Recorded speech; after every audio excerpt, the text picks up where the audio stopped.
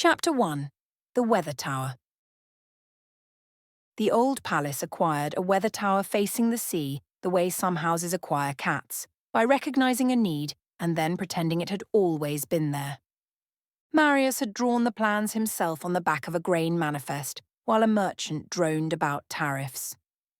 The sketch was simple, stone enough to bear weight, height enough to see storms before they arrived, and a platform wide enough for a man to stand without his boots arguing with the edge. No guilt, no flags. A place to work. The masons liked it.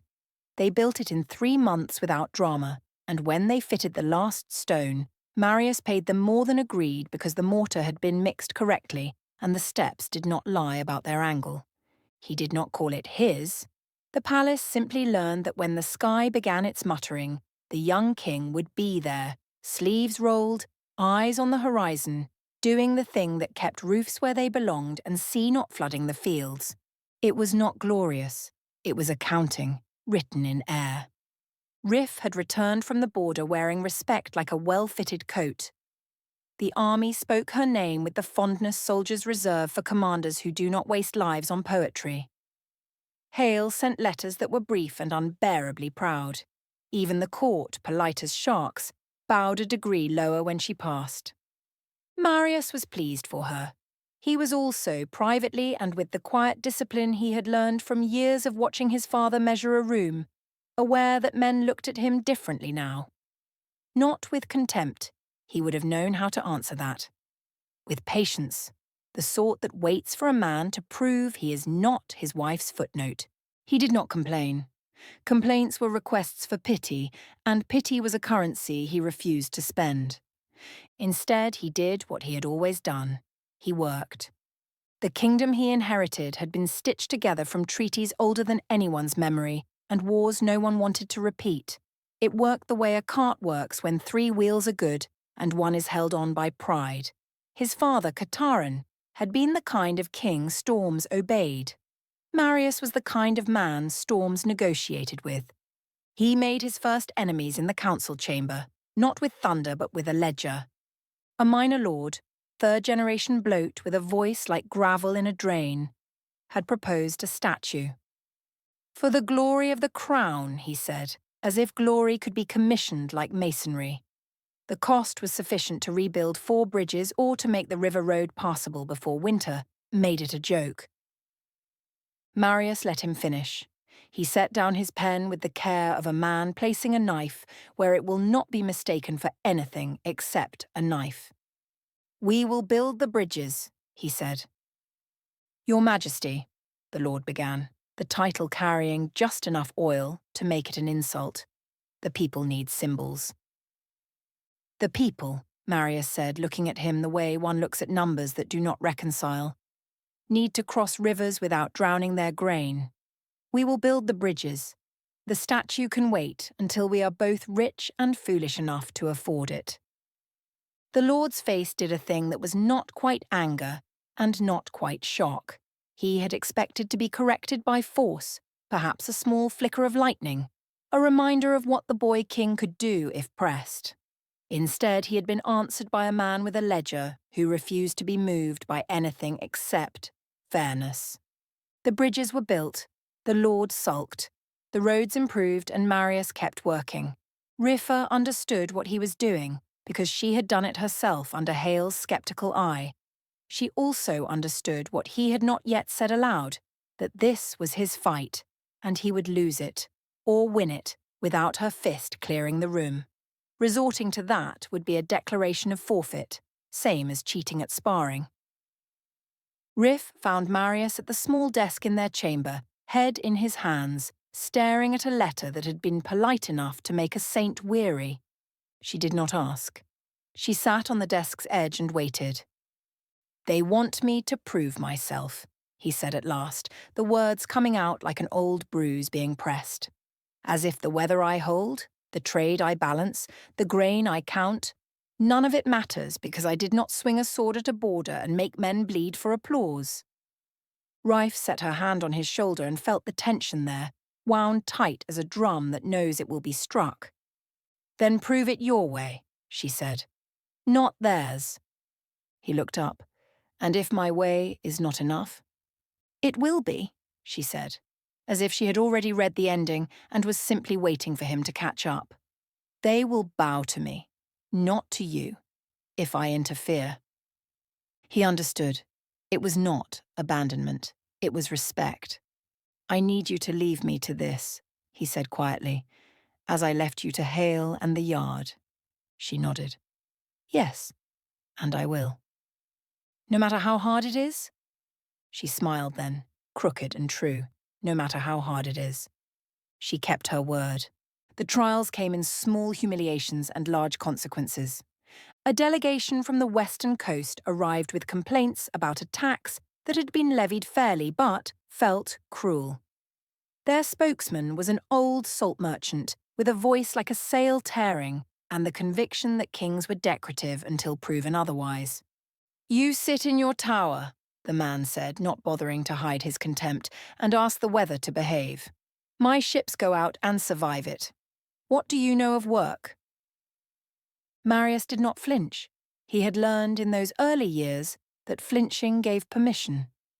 I know, he said, voice level, that the tax pays for the breakwater your ships shelter behind when the work becomes too honest. I know that without the grain road, your salt does not reach the capital, and without the capital, your salt does not reach tables worth their coin. I know that you are angry because the world is hard, and it is easier to be angry at a man in a palace than at a sea that does not care. The room went quiet in the way rooms do when someone has said a true thing and no one can argue with it, even though they do not like it. The salt merchant's mouth worked. Then, after a long moment, he nodded. Fair, he said. The word dragged out of him like a splinter. I still don't like it. You are not required to, Marius said. Only to pay it, as I am required to make it worth your coin. The delegation left. The tax stayed. The breakwater was finished on time. There was an evening when a minor lord, young, proud, and convinced his bloodline meant more than his sense, tried to provoke him. It was at a dinner that had gone too long and too warm. Wine had made men careless. The lord leaned across the table and said, loud enough for the room to hear, They say your wife wears the armour. Do you wear her skirts when she is done with them? Refa's hand, resting on her goblet, curled into a fist. Marius saw it. He also saw her stop herself, every muscle in her body singing the song of Let Me, and every piece of her promise holding the song where it could not be heard. She was 5 months pregnant with their child. Her belly had just begun to announce itself. She had promised him she would not fight his fights or any fights at all until the baby was born. She kept the promise. Barely. Marius stood, not quickly, with the deliberate patience of a man who has been insulted by better men. Lord Casson, he said, his voice carrying without needing to rise, you mistake restraint for weakness. My wife wears armour because she earned it in blood and battle. I wear a crown because I have earned it in grain, roads, and weather that does not kill my people for sport. He leaned forward slightly, just enough that the candles caught his eyes. If you believe I am less than her, he continued, you are correct. She is a soldier. I am a king. Her work is to hold a line. Mine is to make certain there are people worth defending behind it. Both require strength. Only one requires that I do not flatten you into the stones for being an ass at my table. The room held its breath. Sit down, Marius said.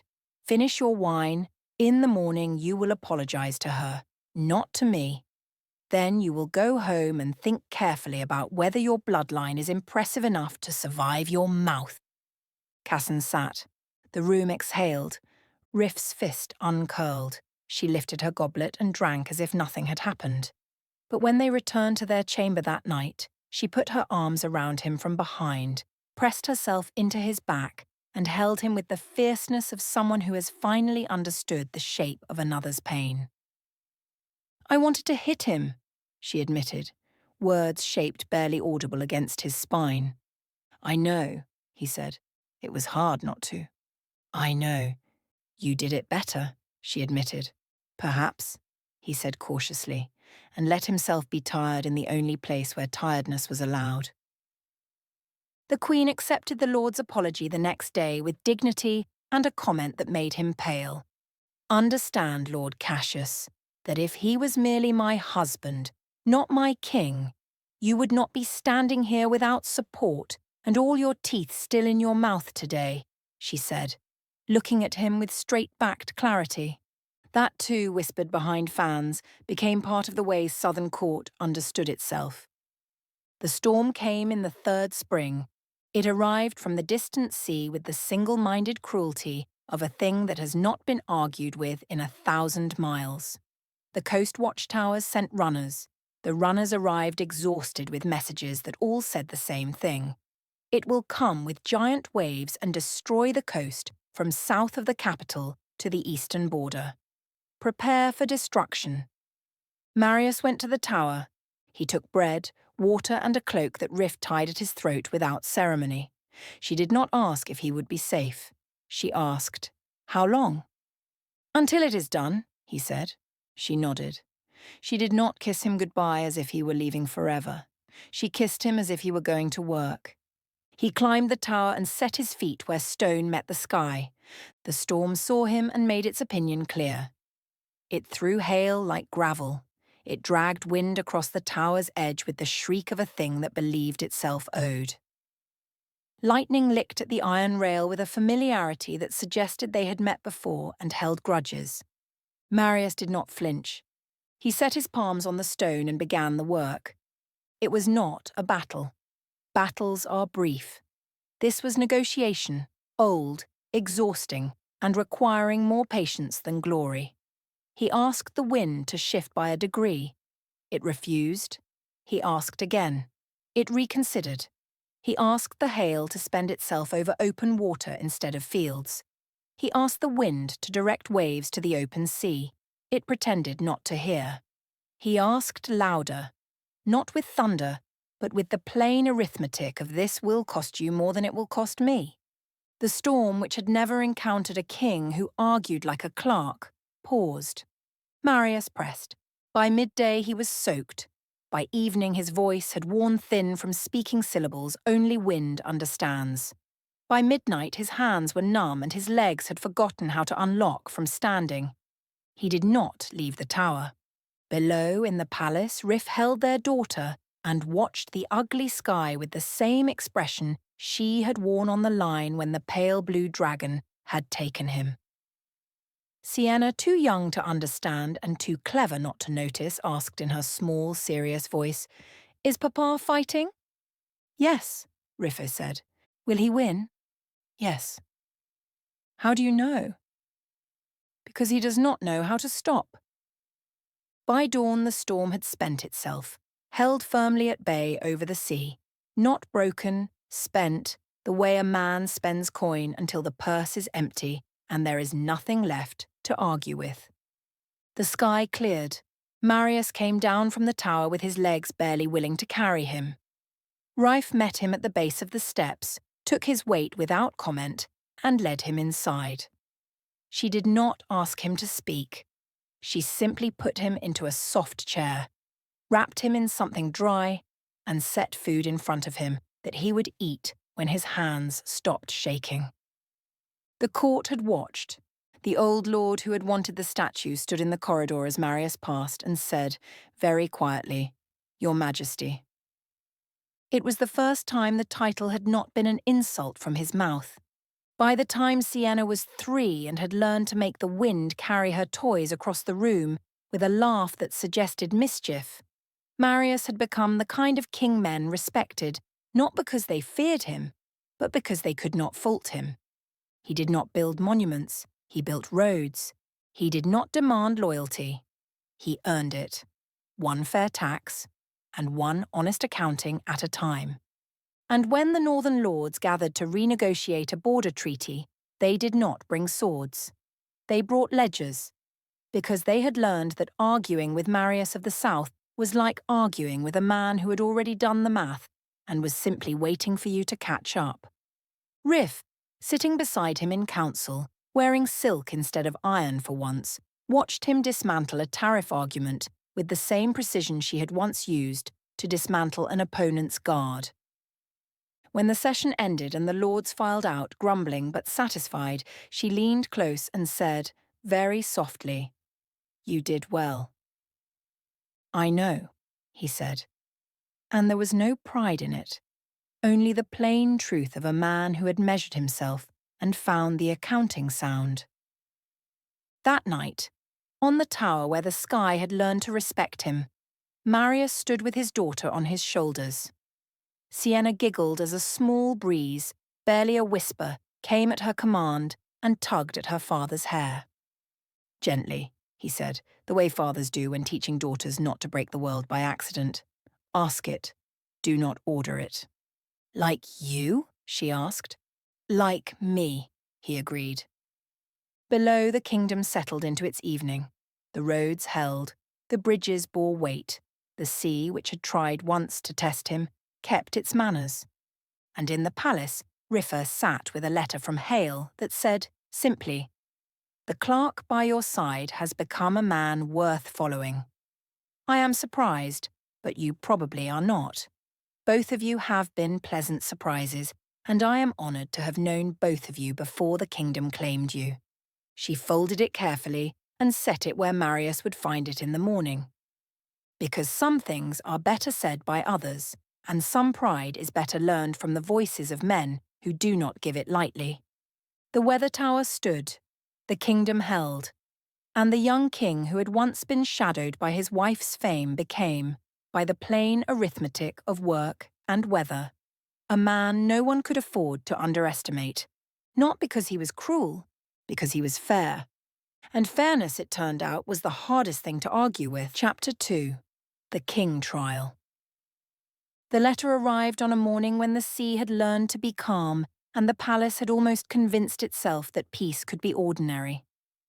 Marius was on the tower, not fighting weather but simply watching it, the way a man watches old friends pass by without requiring conversation.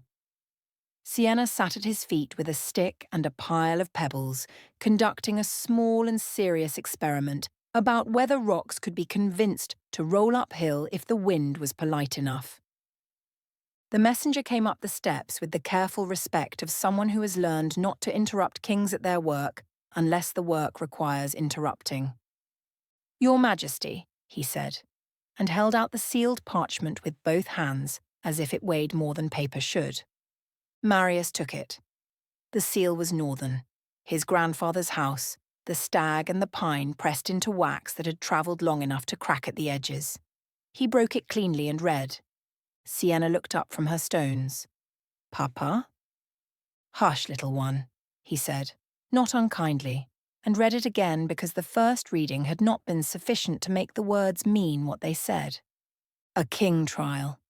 He had heard of them the way children hear of old wars, as history that belonged to someone else's time. The North called them when succession tangled itself into a knot no sword could cut and no treaty could untie. The last had been more than a century ago, when 4 cousins had stood before the kingdom and proved themselves by trial, task, and the brutal arithmetic of competence. His grandfather, old, dying, and apparently still possessed of a sense of humour sharp enough to cut, had called one now. All second-generation descendants, 1 per branch who were of age, were summoned. No exceptions, even the one who already wore a crown. Marius read the list of contestants slowly, fitting names to the vague shapes of memory. A cousin he had never met, named only by their father's name from the deep north, never presented at court. A duke with nobility and most likely also arrogance to spare. A knight who had, by all accounts, wanted nothing except a quiet life and a wife who would survive childbirth with a name that tugged at the edge of a memory but failed to pull it into consciousness. And himself. He folded the letter with the same care he used for closing ledgers that did not reconcile and could not be ignored. "Sienna," he said, "go find your mother." Rafe was in the armory not because she needed armor, but because the quiet there suited her when the palace became too full of people who required her to smile. She looked up as Sienna arrived at a run, trailing wind and a sense of urgency that only children can make weightless. "Mama! Papa says come!" Rafe set down the strap she had been oiling, a habit, not a need, and followed her daughter up the tower steps without asking questions. Questions could wait for the place where Marius kept his careful truths. He handed her the letter without preamble. She read it standing, one hand on Sienna's shoulder to keep the child from leaning too far over the rail. When she finished, she looked at him with the expression she used when a plan had gone wrong in exactly the way she had predicted, and no one had listened. "A king trial," she said. "Yes." "They want you to compete for a throne you do not want." "Yes." "Against cousins who will resent you for having one already." "Yes." She folded the letter along its crease and handed it back. "When do we leave?" The preparations took more time than Marius liked. A king does not simply leave his kingdom because another kingdom has developed ideas about needing a new ruler. There were ledgers to settle, matters to delegate, and a long conversation with Katarin and Anlina that ended with his father's dry observation. "You have always been inconveniently competent. Try not to make them hate you for it." "I will try," Marius said. "You will fail," Katarin replied, not unkindly. "But fail honestly and we will manage the court while you are gone." Anlina, who understood better than most what it meant to be pulled between kingdoms, set her hand on his arm. "Your grandfather is dying," she said quietly. "Go say goodbye." He nodded because some things did not require words. In High Pass, Elisa stood at the window and watched the sky with the restlessness of a dragon who has been bored too long. Alaris found her there, as he always did when she forgot to come to bed. "You are thinking too loudly," he said. "I am thinking," she corrected, "that fate has a sense of timing I do not appreciate." "The trial?" "The trial," she agreed. "Marius will go. Riff will go with him. Sienna will charm every lord from here to the frozen coast, and someone may try to use her to hurt them." "You cannot go," Alaris said gently. "The covenant?" "I know the covenant," she snapped, and then softened because snapping at him was both easy and unfair. "I know. Dragons do not meddle in the succession of men. We guard our hoards. We do not play kingmaker. High Pass is your hoard." "High Pass is my hoard," she agreed. "And Marius?" She stopped, the complexity of it catching in her throat. He was not her son by blood, but he had been born at the nest, raised alongside Rainer, shaped by the same strange family that had made all of them. "And the boy Katarin and Anlina made," she finished carefully, "who I helped raise. And his wife, who I have claimed as almost a daughter. And their child, who will one day need to learn what it means to carry power without breaking the world." Alaris set his hand on her shoulder. "Then we wait. And when they need us, we will be where we have always been." She leaned into him just slightly. "I hate waiting." "I know. I am very bad at it." "I know that too." She laughed, brief and sharp. "If someone harms them." "Then the Covenant will have an argument on its hands about what constitutes a hoard," Alaris said. He paused, looking out at the pass where they had built their nest together. "I should go north as well," he said quietly, "to Red a house. My father." The word came easier now after all these years. "Lord Redder will not last much longer. Mother sent word. The letter arrived today. He is too frail to travel now and does not expect to see the fall." Eliza turned to face him fully. "You should go. You need to say goodbye." "We both should," Alaris said. "Raina should see him as well before the end. He was the one who taught her that being fierce and being kind are not opposites." "Then we will go," Elisa decided. "High Pass can spare us for this. And if Marius and Raif are going north for the trial, we will at least be near enough to reach them if needed. Without breaking the covenant, Alaris said, the old wariness in his voice. Without breaking the covenant, she agreed, unless someone gives me a reason. Far to the east, Raina stretched her wings in the morning and felt the blue Rishan shadowing her without thought. Severin found her on the terrace where the mountain air came clean and the forest below looked like something drawn in green ink. He carried the letter that had arrived at dawn, already opened because they did not keep secrets that could be read on paper. "The trial," he said, handing it to her. "And Lord Redder." She read quickly, her face doing the thing it did when duty pulled in two directions, and both were true. "We should go." "We should," Severin agreed, then, more carefully. "But the house—" They had been building it for months now, a place in the forest where dragons could be large without apology and humans could be small without being lost. The walls were up, the roof half thatched, and the hearth waiting for its first fire. It was meant to be theirs, a place that belonged only to the quiet they had earned. Raina looked at him, then at the blue who stood at the edge of the terrace with the stillness of someone waiting to be told where safety was. "I will go," she said. "You will stay and finish it." Severin's face did several things at once: relief, protest, and something that looked like a boy being told he could not follow where his heart wanted to go. "Raina." "You promised," she said gently, "that you would build us a place where winter could not find us unless we asked it to. The roof will not finish itself. And Rishan—" She glanced at the blue. "He needs work more than he needs to travel. Work he can finish. Work that has walls and a door and proves that building is possible." Severin's hand went to the silver collar at his throat because he did not like being apart from her even now, years later. "I do not like it," he muttered.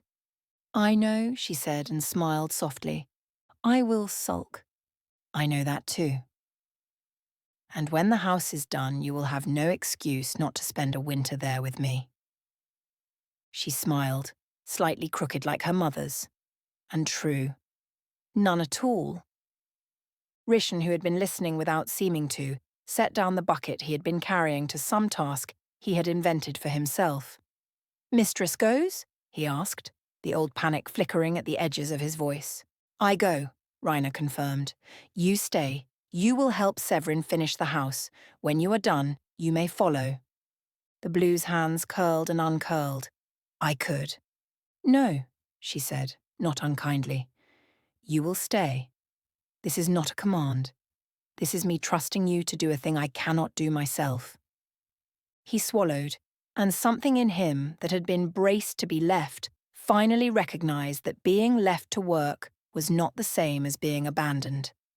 "Yes, mistress." She let the abominable address go. Some battles could not be won with words.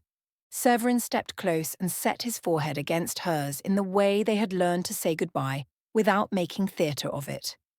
"Fly carefully," he said. "Work with care," she answered. And then she was gone, gold against the morning sky, turning north where duty and grief were waiting.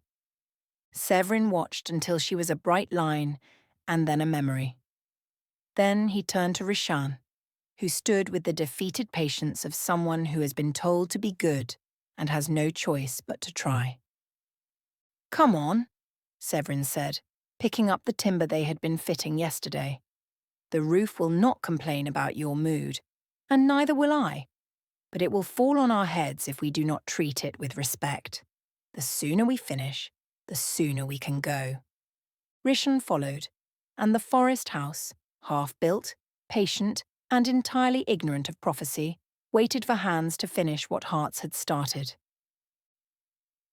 In the north, at Reda House, Lord Redder sat in his chair by the window, where the light came gentle through old glass. Lady Lyanna found him there, as she always did in the afternoons, a blanket over his knees that he accepted for the comfort of weight rather than warmth. The herbs she had hung to dry last summer still swayed faintly in the draught, their scent mixing with the smell of old wood and beeswax. The letters should be arriving by now, she said, settling into the chair beside him. To High Pass and to the south. Good, Redder said. His voice was quieter than it had been, but still carried the precision of a man who had spent his life making words count. Alaris will come. He is too dutiful not to. He is your son, Lyanna said gently. Not duty, love. Reader's mouth moved in what might have been a smile. Both, I think. He was always better at both than I taught him to be. He looked out the window at the land that had been his charge, his home, his pride. I will not see the new king crowned, he said. It was not a complaint, simply a fact noted and set aside. Probably not, Lyanna agreed, but you will see all of them one more time. That is enough. It is all I desire now, he smiled. He reached for her hand and she gave it. You will go. To the coronation, when it comes, to see it finished. I will. Good. Someone should be there who remembers that crowns are heavy. They will manage, Lyanna said. Marius has learned fairness from watching you, whether he knows it or not. And Riff, she paused, her smile fond and sharp. Riff will keep him honest. She will, Redder agreed. She always has. They sat in the quiet, hands joined, watching the afternoon settle over fields that had known their care for decades. Outside, the estate continued its work. Inside, an old soldier waited for his family to come home one last time. In the royal castle of the north, the old king lay in his bed and felt the satisfaction of a man who had made a good start on putting his affairs in order. The edict had been sent. The summons were delivered. The kingdom would have its trial, and when the smoke cleared, there would be a king. Perhaps a good one, perhaps merely competent, but at least one chosen by merit and not by the accident of birth order. He thought of his grandson, the serious boy who had grown into a serious man, who had taken a throne in the south and made it work without breaking it, who had married an Eastern princess disguised as the odd girl in practice armor from those long-ago summers in his brother's house. He laughed, the sound thin and dry. Let them try to deny him whatever he plans, he said to the empty room. Let them argue with fairness. The room, which had heard worse plans, did not answer. Outside, the north prepared itself. Nobles placed bets. The common folk, who would be affected most by whoever won, simply hoped the new king would be less interested in glory than in keeping the roads clear and the grain moving. It was, after all, a reasonable hope. And in the south, Marius stood on his tower one last time before leaving and looked at the kingdom he had built from patience and weather. I do not want another crown, he said to the sea. The sea, which had learned not to argue with him, kept its manners and said nothing. Riff came to stand beside him. Then do not take it. If I compete, I might win. Yes. And if I do not compete, they will say I was afraid. Let them, she said. You have never needed their good opinion before. He smiled, brief and tired. We need to say goodbye to Lord Reader. We do. I, perhaps, even more than you. And to see my grandfather before he dies. The old king is nobody to me, but yes, you do need to see the man. And if I am there, I will be expected to try. She took his hand. Then try, or do not, but do it honestly, and we will manage whatever comes. He looked at her, at the woman who had fought beside him, who had held the line when he could not, who had saved him from dying as a prisoner of the Lady of the Lake, who had promised to let him fight his own battles and had kept that promise even when it cost her, and felt blessed beyond measure. They went down the tower together, and the kingdom, oblivious and trusting, continued its work. The north waited. The trial would begin soon.